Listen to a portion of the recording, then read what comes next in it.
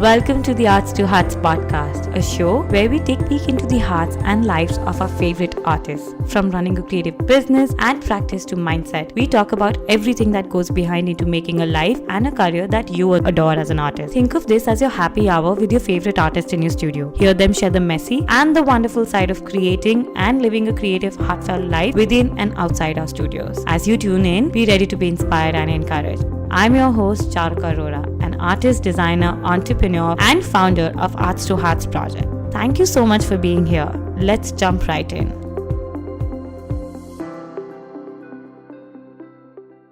This episode is a part of a special expert takeover series where artists, gallerists, curators, and other industry experts guest host a special episode and share some actionable tips, personal experiences, and valuable learnings with you. I hope you enjoy this episode and share with others. Hi everyone and welcome. My name is Tara Bach. I'm an abstract artist from upstate New York. My home and studio is located right in the heart of the Catskill Mountains, and I live there with my husband and 3 kids. Their ages range from 11 to 2, and I also have multiple fur babies. So with that said, my life is pretty cray-cray and chaotic. So today what I want to share with you is how I learned how to incorporate Instagram Reels and TikTok into my daily life in art practice, despite the crazy. Okay, so if you are on social media, I'm sure you've seen that Instagram has actually officially announced that they are pushing the Reels content feature. And this is really mainly because when the pandemic started, they lost so many users to the TikTok platform that was just blowing up at the time, and they're doing everything they can to get their users back on Instagram and staying on their platform. Now, I know the sound of this and the way it might seem might feel extremely stressful to you because there's so many things that we already have to keep up with, right? It's creating the work, updating the website, responding to emails. Now we have to learn how to be video makers and editors. Trust me, when this all started rolling out, I was like, oh my gosh, I don't even know if I'm really comfortable getting on camera and starting to make these videos. Or where am I going to find the time? But I promise jumping in is not as crazy and scary and hectic as it may seem. I'm telling you, there are so many fun, creative alternatives to this process that you might not necessarily think about. And it really took me a little bit of just observation and brainstorming to really see the bigger opportunity in this new feature. I feel like for me, the biggest reason I wanted to get started was because for years I really struggled connecting all the different parts of me as a human and artist together in a caption underneath an image of me working. I felt like the written word just wasn't my thing, and it didn't convey the messages that I wanted to share with my community. And I really love connection, so sharing the struggles of being an artist mother, or, me forgetting to wash my brushes in the studio, or things that I thought were funny, was actually important to me, and I wanted to engage with my community more. I also had so much work built up over the years of creating that I just hated to see stacked up and not seen again. And I couldn't deal with a flashback Friday or whatever, throwback Thursday, to wait to show it on my Instagram feed. And I hated the idea of being stuck in my head about that my grid needed to look a certain way. I was just so over it, and I felt very stagnant on Instagram, felt stagnant growing my community. And when I changed my perspective and took a look at how I could take the issues I was having and use these short form videos to incorporate and problem solve for that, I actually found a way to solve those problems for myself. So if you find yourself kind of feeling in a similar position or have frustration and are struggling, maybe just take a moment to do a little brain dump about what those issues are for you, and maybe think about how you can use these short form videos to help. Okay, now let's talk about how we get started, right? All you need is your phone, and I suggest getting a video editing app. I personally use InShot, and I also like to use the Captions app. And this is really just my personal preference for aesthetic when I do a video with me talking in it, that I want to make sure that anybody who's not using audio can hear what my message is. Because a quick side note is that many users actually don't even listen to the audio when they're watching these videos.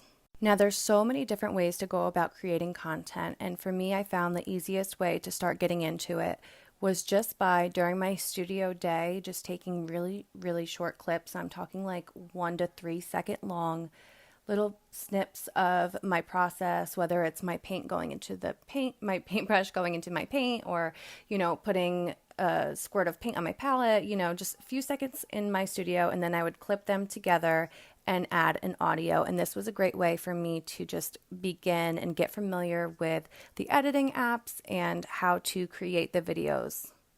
Now, putting my face on camera was a little bit of a scary experience for me. It was something that didn't feel natural, and maybe your perspective after watching my content now is a little different, but I still have moments where I cringe before hitting the upload button.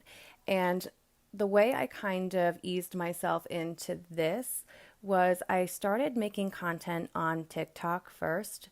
I did this because I had no following there, and it didn't feel embarrassing to me. And so I had more permission for myself to kind of just be silly. I knew it was a younger audience, and I didn't feel like I had anything to lose by just figuring out how to find my place on that platform. And funny enough, the quick support I ended up getting there gave me that boost of confidence I needed to start taking my sillier content and then sharing it onto my Instagram, where I had, my clients, and I had my following, and I had people who I thought expected a certain way from me. And I just needed a little time to adapt to that thought. I guess that was a bit of my imposter syndrome coming to life. Now, creating these videos on TikTok first, I did not forget to just screen record and then repurpose all that content or save it for a later date.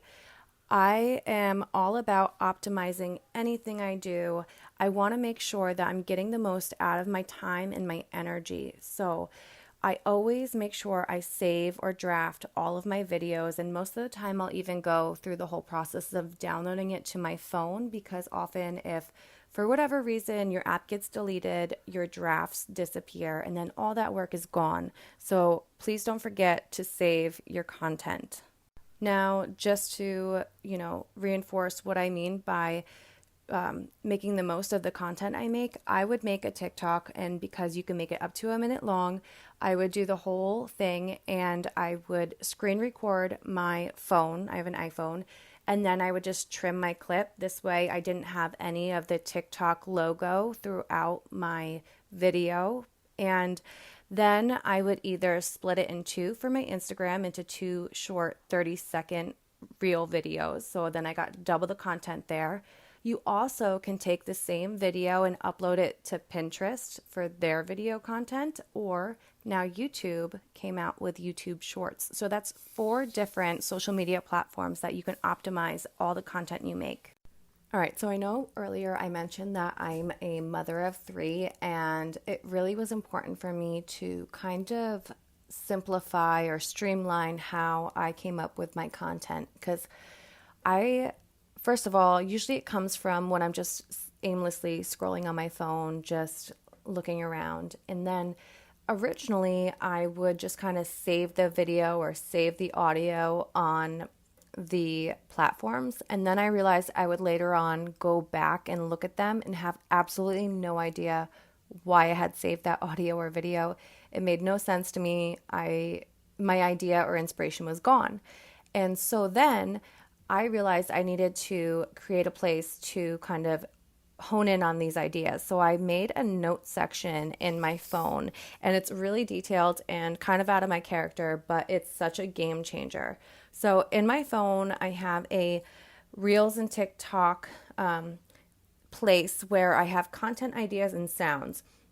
And so this looks like it's got main headings such as trends, transitions, beginning to final, stitches, process, skits, those are all my main headings, and I have all my little subheadings between them, or I have the audios listed. So if I'm scrolling through my phone and an audio catches my attention, it'll fall under one of those categories.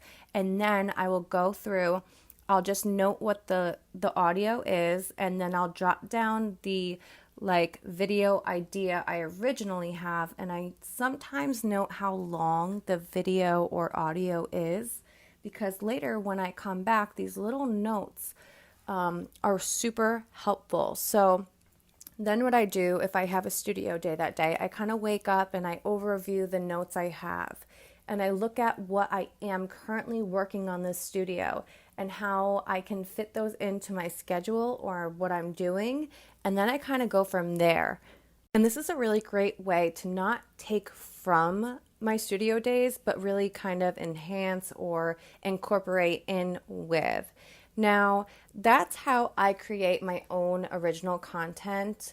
Some ways to kind of jump in and get more views is also a great thing to do. And some ways I do that is I will observe videos that are currently trending, and you'll notice this. You'll see the same audio or same dance kind of coming through your feed. And then I'll look and I'll observe and see how I myself can recreate this trend in my own way. And that's actually given me a lot of success, and I've gone viral sometimes just by doing this. Another thing that's been really helpful for me, and this is really cool because this isn't even creating it's not even going through while I'm working or currently doing something. I will go through and look at the most viral or popular content under a relative hashtag of mine that I use or look at currently. And I'll go under the most popular ones and I'll see if there's anything that attracts my attention, and I'll create a stitch to that. So I one time stitched with another artist, her cleaning her painting palette, and then I also needed to clean my painting palette, and that was how I incorporated that in my studio day. But I made a video of it and I stitched it together, and it got millions of views. I'm not even kidding. And it's just things like that you're kind of already doing the things in your studio. I'm taking just a few seconds of work, and it's really helping me gain that connection I was hoping for. And oftentimes for me, it's these in-between videos of having the opportunity to show off the old works I've had or cleaning my painting palette that feels really refreshing from the feeling that I had to be continuously producing new work. And it was like a breath of fresh air for me that I had the chance to really start putting more time and thought into my paintings. I got myself a little wrapped up in creating paintings or content just for the post, and this new feature really gave me the opportunity to slow down and kind of capture more moments than the individual image did. So I hope all in all that some of these tips I shared with you today really help you kind of jumpstart or kind of encourage you to get into it, because I really do think everybody is super capable of incorporating this into their life and art practice. I think it just does take a little bit of time and adjusting. It's new to everybody, and it is true. Getting on screen is kind of weird. But after you jump, it's like going into a pool. You can't just put your toes in. You got to kind of just jump. And you got this. I have your back. And if you need support, you're more than welcome to reach out to me. I am Tara Bach. You can find me on Instagram at Bach, BACH Tara, TARA. And I'm more than happy to help you in any way that I can.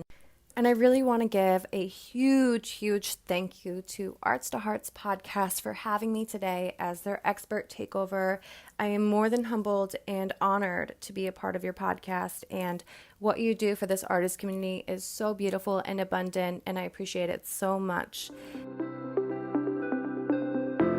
Thank you so much for listening to this episode. You can find all the details and links mentioned in the show notes of this episode available on www.artstoheartsproject.com. And if you like this episode, please don't forget to tag us in your stories and leave us a review here on iTunes or any of your favorite platforms. It really helps us to keep the show going. Thank you so much. I'm sending you lots of love and I can't wait to be back here soon again. Bye.